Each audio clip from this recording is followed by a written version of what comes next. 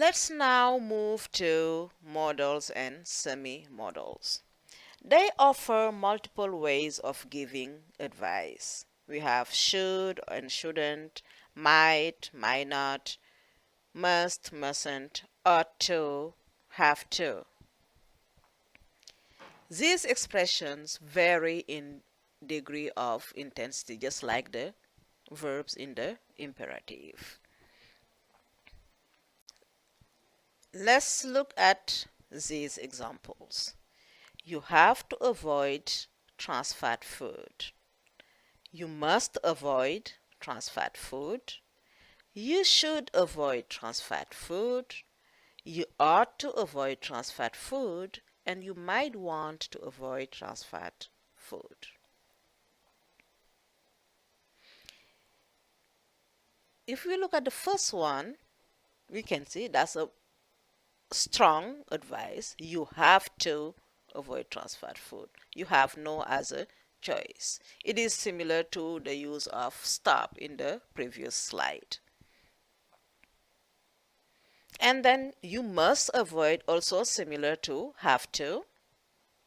And then for should, we just want to say it's a good idea to avoid trans fat food.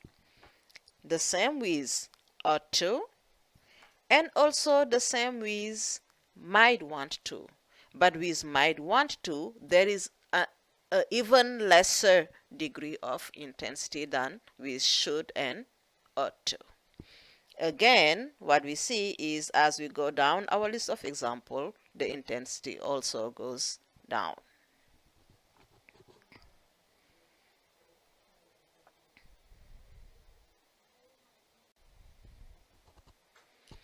There are also other ways of giving examples and making what you say sound a little more polite and a little softer.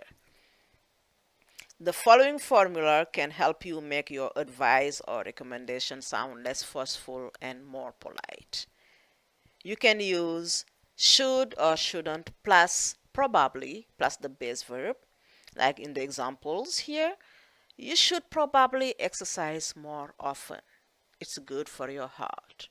Or you probably shouldn't drink so much coffee. It's not good for your baby. You can also use, as we saw in the previous slide, might plus want plus infinitive. Like you might want to cut on sugar, meaning you might want to eat less sugar. Sometimes we feel that the information we want to give is important, we want to emphasize it, and we want to still be polite in giving our advice or making recommendations. You can use it is important that, like as in it is important that you follow this diet as strictly as possible.